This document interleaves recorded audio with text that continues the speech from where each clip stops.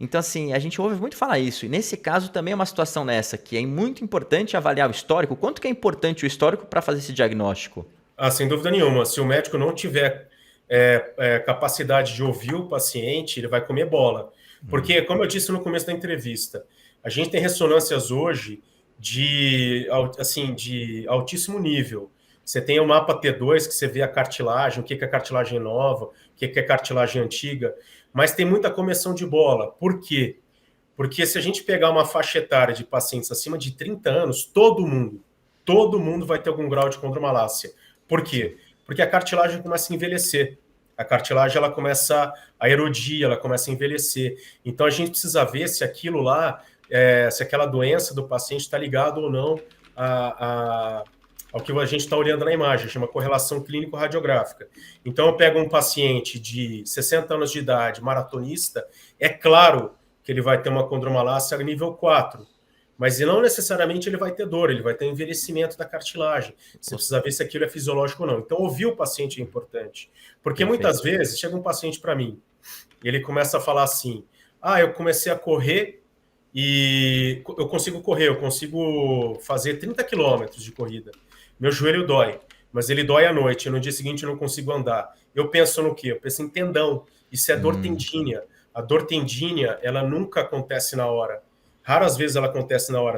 Ela pode só acontecer na hora do movimento, quando já está no estágio avançado, no estágio de pré-ruptura. Mas perfeito. o tendão, por exemplo, ele é uma estrutura que ele arrebenta, arrebenta, arrebenta, e na hora que ele entra no recovery, que entra a reação inflamatória, que a gente espera que haja uma regeneração tecidual e por vários fatores ela não ocorre, ele entra em degradação, ele começa a doer. Então é importante ouvir a história. E o grande problema hoje em dia, como a gente está nesse mundo louco, né?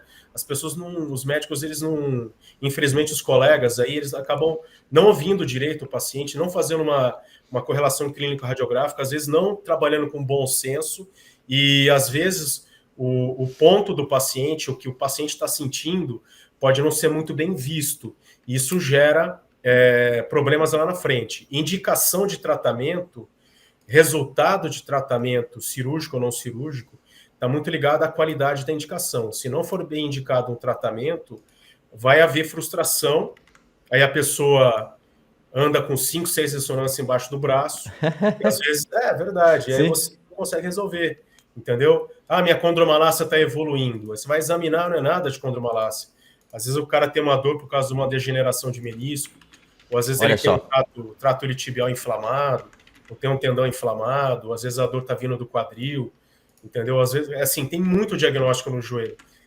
Ponto de dor no joelho tem muito diagnóstico. Agora que a gente começou a fazer ultrassom diagnóstico dentro do consultório, então você pega o paciente, deita ele, coloca o ultrassom e vai testando estrutura por estrutura, pega uma agulhinha, coloca xilocaína, infiltra para você ver se aquele ponto está gerando ou não dor no Entendi. paciente, Olha que fica muito interessante. mais fácil. E alguns diagnósticos que eram rodapé de livro, hoje em dia a gente consegue fazer no consultório. Você Que pega uma legal. bursite, um atrito do trato iliotibial posterior em corredor de rua, que é uma coisa que é rodapé de livro.